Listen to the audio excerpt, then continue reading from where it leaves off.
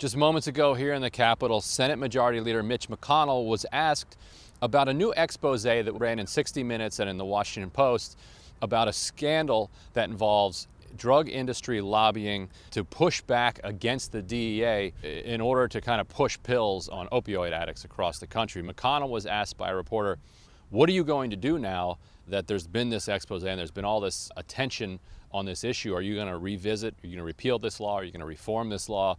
And Mitch McConnell said, hey, look, talk to the bill sponsors. Obama signed this law, it passed unanimously. Now, is it to repeal the bill, changes to it? Well, it passed unanimously, apparently with the approval of President Obama and his DEA. And you'll have to ask the sponsors about it as to what the way forward will be. Now, if you're going to talk to these bill sponsors, one of them would be the drug czar. Representative Tom Marino from Pennsylvania was nominated by Trump to run the Office of National Drug Control Policy, which is known as the Office of the Drug Czar. He has now withdrawn his name from consideration after this expose came out.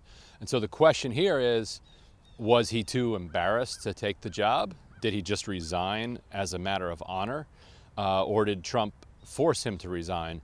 Now, on the question of the former, we can assume that that's not what happened because he introduced this bill that we're talking about now in public. This was not done secretly, even though it was done very quietly and there wasn't a lot of press coverage around it. It was not done secretly. The bill was introduced publicly. The vote happened in the House in public. The vote happened in the Senate in public. President Obama signed it into law in public. Now, it passed unanimously without any debate, without any public debate. There wasn't any fanfare around it, and so it got lost basically until now. But Marino had never been ashamed of what he'd done before, so why is he dropping out now? Well, one of two reasons. Either Trump said, look, this is an embarrassment, you need to withdraw yourself, and he'd already been making public hints that he was no longer happy with this guy. I did see the report. We're going to look into the report. We're going to take it very seriously because we're going to have a major announcement probably next week on the drug crisis and on the opioid massive problem. And I want to get that absolutely right. We're going to be looking into Tom. And you can imagine it from Trump's perspective. He'd probably never heard of the guy before. Somebody told him to nominate the guy, because he outsources all of these decisions to places like drug companies. And if you're a drug company, who do you want to be the drug czar? Well, you want to be the guy who sponsored your bill and rammed it all the way through Congress. Or the other option is that the guy has common sense and he can read votes in the Senate. There is one issue right now that across the country scares the hell out of senators and congressmen, and it is the opioid epidemic. Nobody can avoid it from either party. And so no senator is going to want to get up and cast a vote for this guy to be drug czar after this expose came out. The details of it, you go watch a clip on 60 Minutes, you can read the Washington Post piece. The basics of it are the bill blocked the DEA from taking action against what it saw as out of control kind of wholesale pill manufacturers. If they would see like a huge shipment going somewhere that was clearly not on the up and up, they'd be able to quickly move and stop that. The bill basically stopped them from doing that, which allows the pill floodgates to just stay open. The DEA has been a horrible actor when it comes to the opioid crisis. When it comes to weed, crack, or coke, or even heroin, the DEA, they're all over it. They're ready to bust people, roll them up, bust the kingpins, lock them up, throw away the key. When it comes to pills, the DEA has a very different approach to it, and part of it suggests that perhaps street gangs ought to just be hiring lobbyists and pumping money into the DEA and into Congress.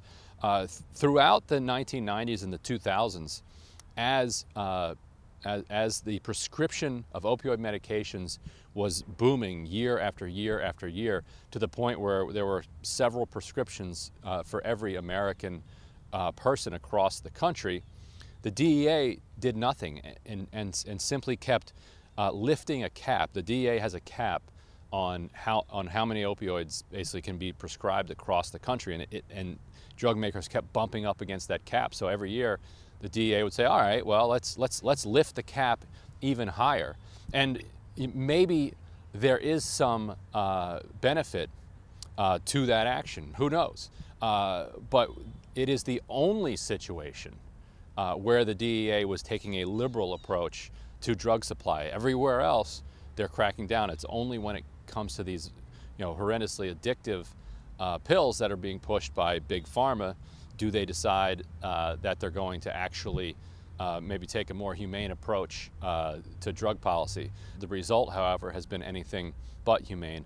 And people can ask questions about this, and we can talk about the very real issues of pain management later, but that's not what was going on for the DEA here. This is not the DEA being concerned about patients who are managing managing life with chronic pain. That's not what's happening. This is the heavy influence of an industry over a government agency, which is something we've come to understand and expect in all other agencies. It's just surprising to see it here with the DEA. So in this case, the DEA actually fought back. And a whistleblower from the DEA is the one that came forward to talk to 60 Minutes and the Washington Post. But the DEA still got railroaded. Gretchen has a question that was on my mind before we started, is how come it seems like everyone Trump appoints is actually best suited to do the opposite of the oversight and protections and basically the mandate of the agency? For Trump, when he's looking to appoint somebody to something, he's going to go right to the industry that they regulate. He thinks those are the people who are the most gifted and have the understanding of the industry, and they're the ones that ought to be doing it. If you look at Wall Street, he brings in Gary Cohn to be his chief economic advisor, who's deeply involved in the Big Short. The guy who he put on top of the OCC, the Office of the Comptroller of Currency, is this a guy who has spent his entire life working against the OCC, suing the OCC, representing banks who are coming after them, and he's just systematically tried to block it and other agencies from doing any regulation. And so, yeah, for this one, I assume he just went to the drug industry.